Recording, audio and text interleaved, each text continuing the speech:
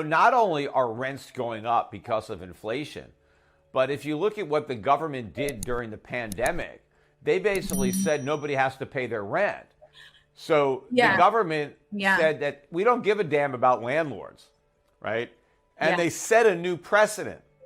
Anytime there's an emergency, we just, say that tenants don't have to pay their rents. And so landlords now have to bake this in to the rents that they charge when times are good, because they know as soon as things get bad, there'll be another moratorium. So the landlords now have to raise their rents to compensate for the rent they know they're going to lose the next time the government does this. The government has made owning rental properties much riskier because your cash flow is in jeopardy if the government decides they're going to pass a moratorium. And I think what's going to happen, too, is a lot of landlords are going to say, I don't even want to be a landlord anymore. It's too risky. And they're going to take the properties off the market. Maybe they'll sell them. But I think the supply of rental housing is going to go down, which is going to put even more upward pressure on rents. Well, and as we've heard this term thrown around a lot, that we're becoming a renter nation. And as supply goes down in rent and pushes the price up, what do you see happening to people? Well, people are going to ultimately have to, take roommates, so that they can reduce their rent by sharing their apartment or their house. I think some people are going to rent out rooms. You can maybe your kids have grown up. They're, although some of the kids are going to come home and live with the parents, or some of the parents might have to go back and live with their grown kids. But you're going to have multiple families, under one roof. That's how people will get by, because I think that new construction of rental units is really going to stop. Because number one, the cost of the materials has gone way up. And the labor, it's hard to find the workers. Absolutely. And so you can't even build these homes anymore at a price that anybody can afford to pay. So I think, it's the stock that's here that we're going to have to deal with. And, the population is growing. And if the housing stock is not, then that's a problem. Peter, I had one day a conversation with a financial investor. And the conversation was about, my argument was, listen, the more the government prints, the weaker the dollar is going to be. And his argument was like, no.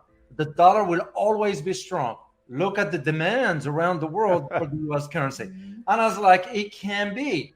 And I said, I'm going to prove it by talking to someone to get a different perspective. Well, there used to be demand for dollars to buy treasuries. Well, nobody wants treasuries now, not even the Chinese. But people have, want dollars to buy tech stocks in the U.S., to buy Apple or to buy, Microsoft or a lot of these other high-flying names that are much more expensive than the ones I just mentioned. A lot of them, even the meme stocks, the COVID stay-at-home stocks. But, the bubble in those stocks is popping. Look at Peloton today down 35%, bid up on a fantasy. I think the appetite for overpriced U.S. growth stocks is going to fade. And then what does anybody need dollars for? We have the biggest trade deficits in history right now. So we're flooding the world with dollars that they don't need to buy our products. We're buying their products. So to say that there's always going to be demand for dollars, no matter how many we print, is very naive.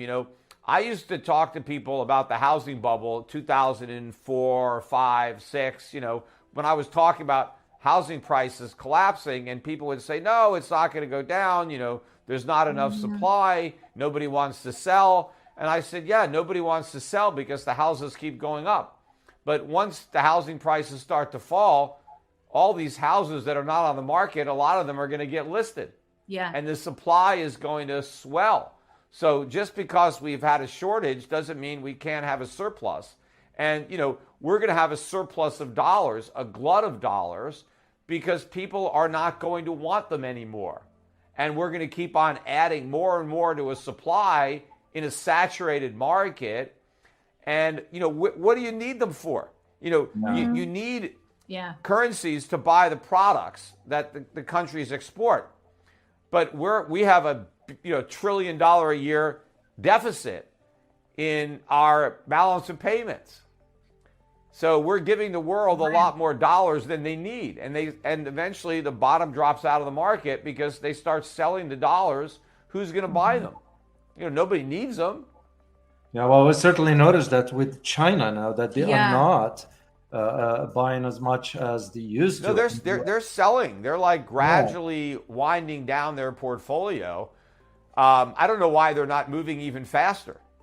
But obviously, they're increasing their holdings of other assets, probably gold, but also other currencies.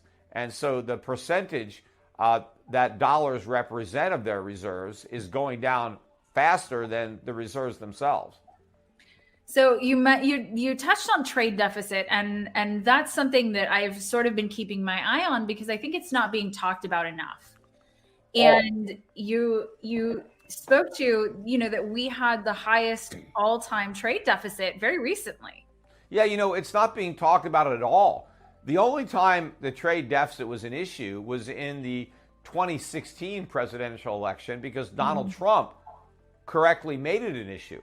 He criticized the Obama economy for record trade deficits, and we were losing on trade, and we were supposed to elect Donald Trump to win on trade. He was going to turn the situation around and rebuild our industrial base.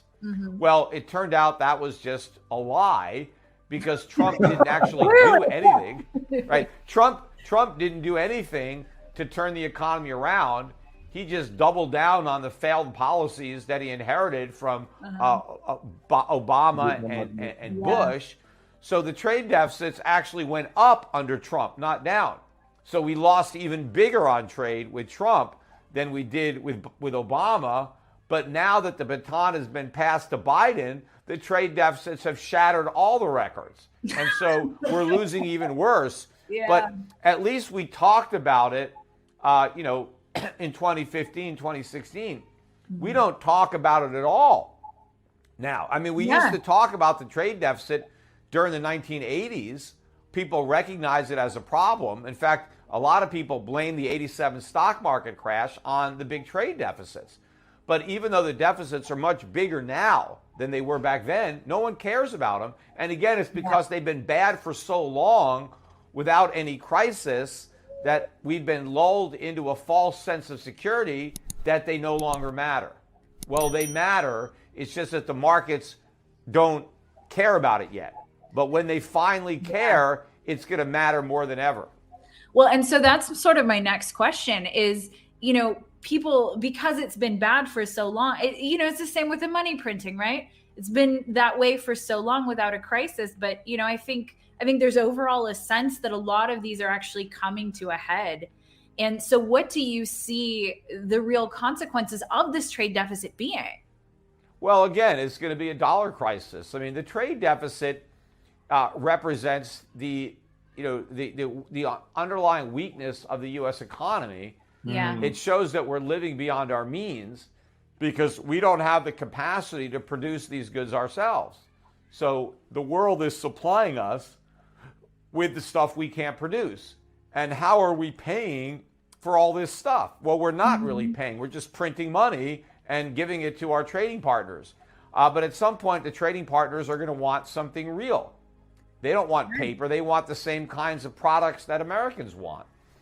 And eventually, they're going to stop selling us their products, and they're going to consume those products themselves.